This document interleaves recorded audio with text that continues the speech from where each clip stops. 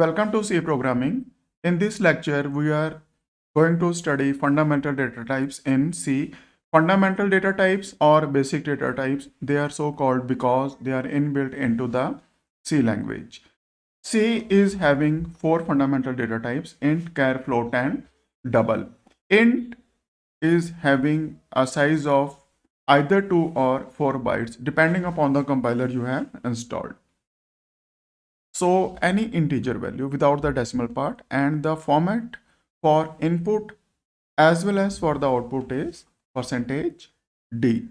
I also covered this in the previous lecture. If you have not watched my video about the structure of a C program, you can locate that and you can watch that. All the videos are available on my channel.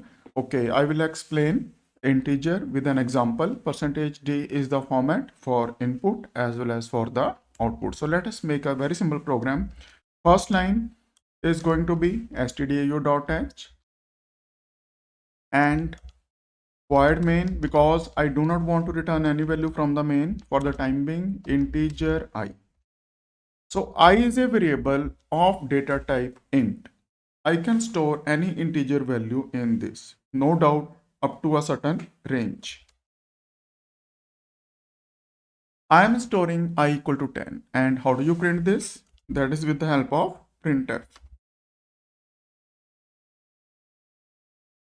Value of I is percentage %d, comma I. Okay, when you run this program, 10 is printed on the screen. You can give any negative value also, minus. And now let us run this program.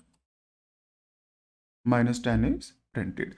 Integers are signed by default. Signed means they can store negative value as well as positive values, and 0 also. Integers can be made to behave as unsigned only. That means they can store a value without sign, that is the positive value only. That way the storage becomes double, but we will cover them when we study the topic of signed and unsigned numbers. Okay, you want to get the number from the user. For that, you need to use scanf, but it is a good practice to give a prompt to the user like enter a number. Scanf, and I am going to enter a number that is going to be stored in I, and I means at the address of I, and percentage %d is the format for integer that tells the scanf that incoming value is going to be of type integer. Now you want to print it back on the screen. The number entered, you can give any message, entered by you is percentage %d, comma I. And when I run this program, you enter any number, that will be displayed back onto the screen. So integer is very simple. It is having either 2 or 4 bytes depending upon the compiler and your system. And the format for input as well as for output is percentage %d.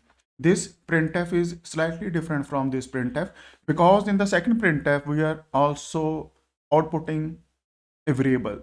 Now what happens? The value of I is picked, that is substituted in place of percentage %d. The message is complete, value is displayed back onto the screen. And our next data type is, that is character. Character is always occupying 1 byte in the memory. It can store any character, single character, that too in single quotes, not in double quotes. Also not in inverted commas, just plain single quotes from the keyboard. Format for character is %c, whether to input or output. So let us again make a very simple program. I will clear the previous output and I will clear the lines also, and let us declare a variable char. You can again give any variable name. I have given it as ch. I can store any value from the keyboard, single character. Every key you type from the keyboard is a single character, and you want to display it back on the screen. Printf, the character is %c, comma ch. And when I run this program, character is a. Now we are going to study one more very interesting feature. The character is C, and its ASCII value is percentage D, comma ch. You might be thinking this will give an error because I am going to print character with percentage D, but no, it will run perfectly fine because integers, okay, sorry, characters are internally stored as integers. We will see in a short while. And when I run this program,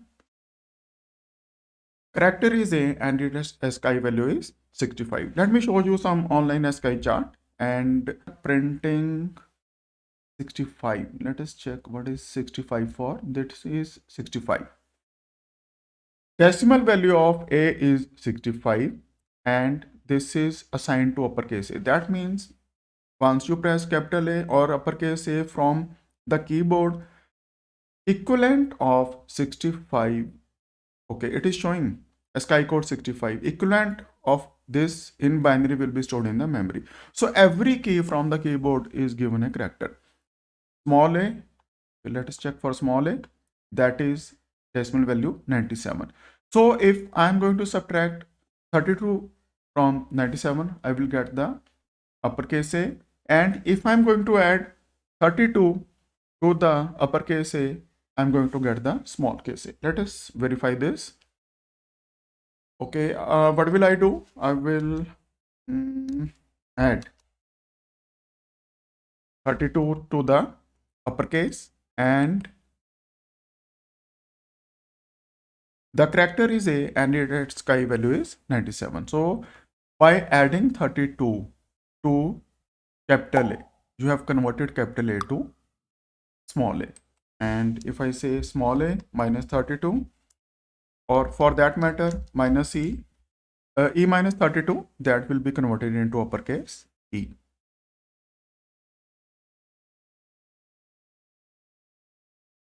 ASCII value of E is 69.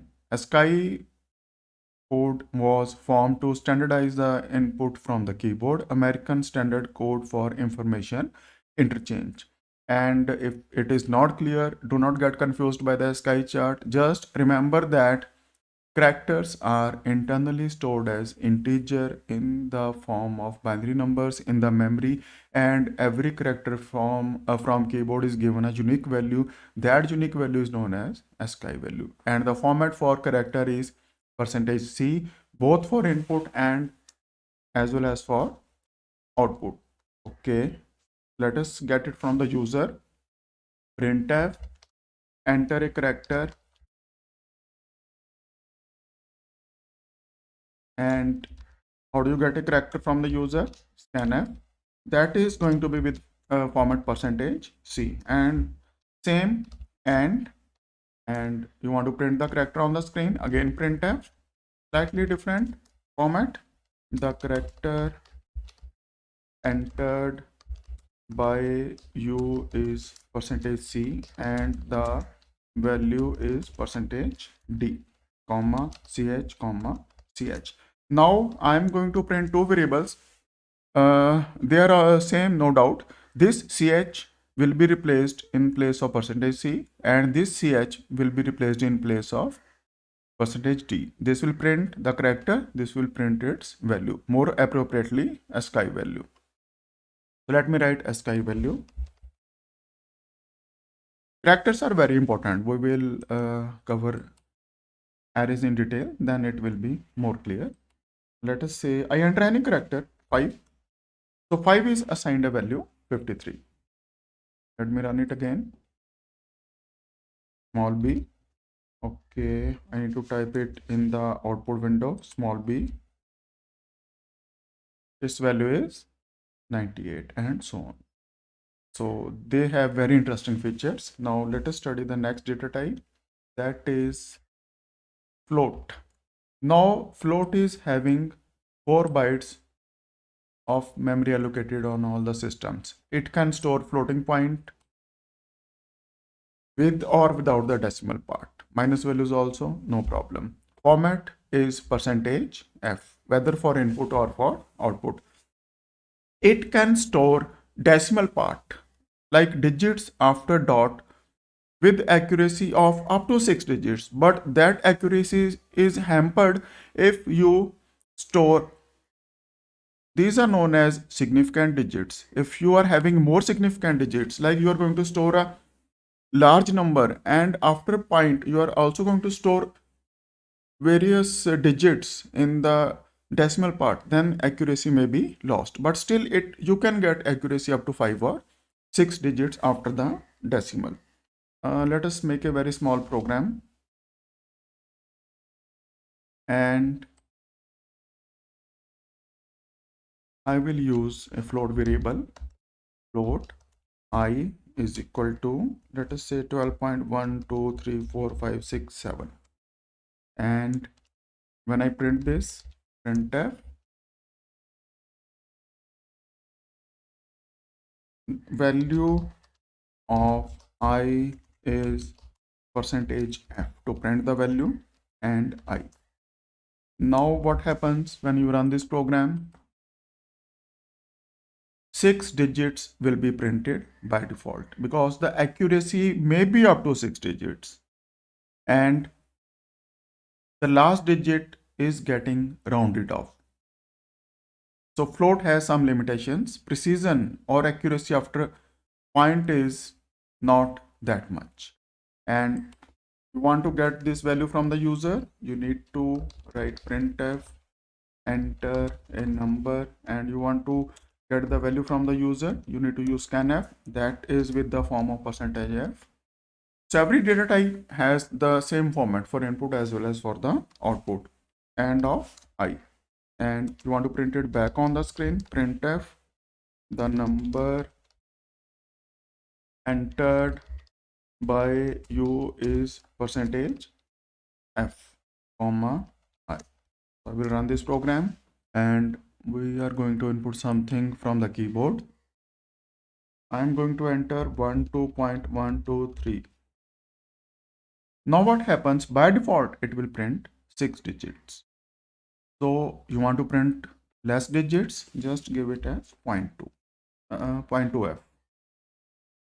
Now it will print only 2 digits after the decimal. 12.1234566. So 12.12. So that is float, very simple. Precision is limited, 5 or 6 digits after the decimal, because if this part is going to be more, like you are storing more digits in the significant part, then the accuracy may be lost. Because 4 bytes are allocated, in those 4 bytes, the integer part as well as the part after the point decimal, that is going to be stored, because computer has no way to differentiate between decimal. It doesn't know how to store the decimal numbers. We, with the help of algorithms and programming and some hardware programming, we make the hardware to do that. And for the time being, float is having 4 bytes with accuracy up to 5 or 6 digits after the point. And if you want more accuracy, you need to use double. As the size is double, it is 8 bytes. Float, char, float and double, they are always having 1, 4 and 8 bytes on all the systems. Both are floating point numbers, float and double, but double is floating point with more precision. The format is percentage %lf. It can give you accuracy up to 15 or 16 digits. Still not guaranteed if you are going to store the significant digits, a very large number. Okay, I will change this program only. In place of float, I will write double, and enter a number. I will write percentage %lf, and you want to print, then again percentage %lf. And I will clear the output. Let us get some number from the user. 1, 2 point some digits. By default, it will behave like float, like print only 6 digits. You want to, it is rounding off, no doubt.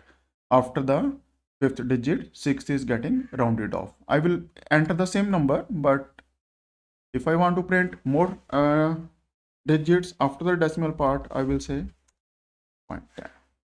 Okay, let us check it again and run this again.